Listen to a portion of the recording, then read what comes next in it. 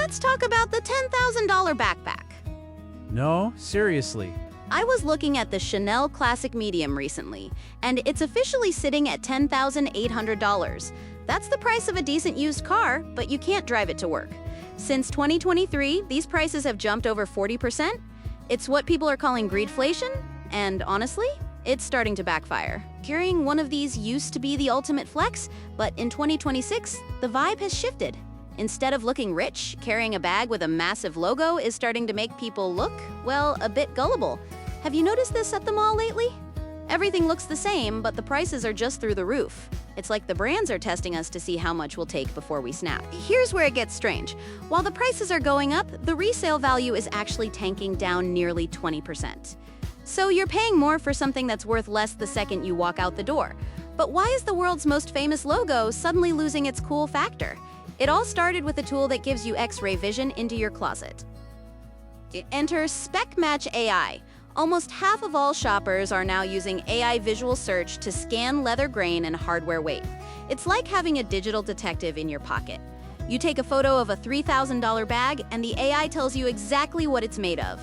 The results are brutal. Most luxury items have a 12.5 times markup. That prestige bag often only costs about $120 to actually produce. Now, I know what you're thinking, but the craftsmanship? Well, the data shows that marketing spend now eclipses material costs by 4 to 1. You're not paying for the leather. You're paying for the celebrity's paycheck in the ad campaign. Economists call this a brand tax. And for the first time, consumers are refusing to pay it. And this is the part nobody's talking about. Gen Z brand loyalty has dropped by 40% in just 3 years. For them, transparency is the new heritage. If the materials only cost $120, then someone else must be making the exact same bag without the $2,000 sticker. Well, it turns out someone is.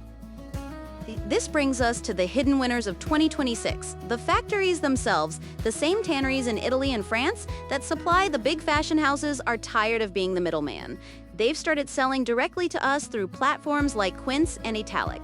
We're talking about the exact same Tier 1 leather, the same stitching, but without the shiny logo.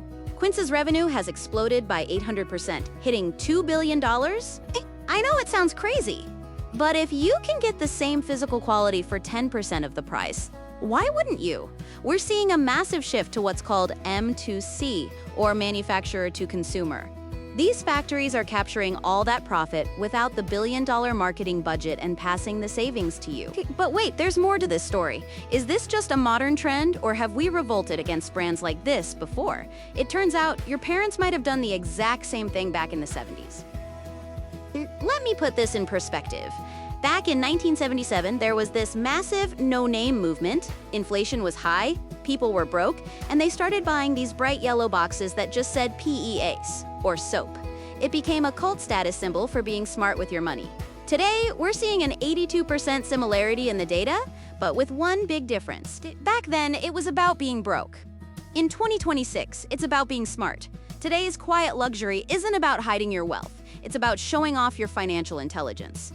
The old guard, like LVMH, argues that you can't quantify irrational desire, but the math is getting tricky for them. When prestige lies in the search for quality rather than the emblem, the logo becomes a liability. Next time you're about to drop a month's rent on a label, think about this.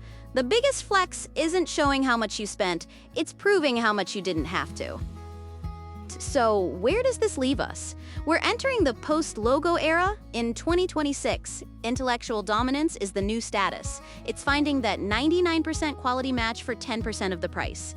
The community for this is huge. Over 4 million people on forums dedicated just to verifying factory specs. They aren't looking for fakes, they're looking for the truth behind the material. So what would you do differently now that you know this? I'm genuinely curious. Would you still buy the logo for the dream? Or are you checking the specs first? Drop a comment if you found a way around the brand tax lately, because at the end of the day, your paycheck is worth more than a double-letter symbol. Now you know why? See you in the next one.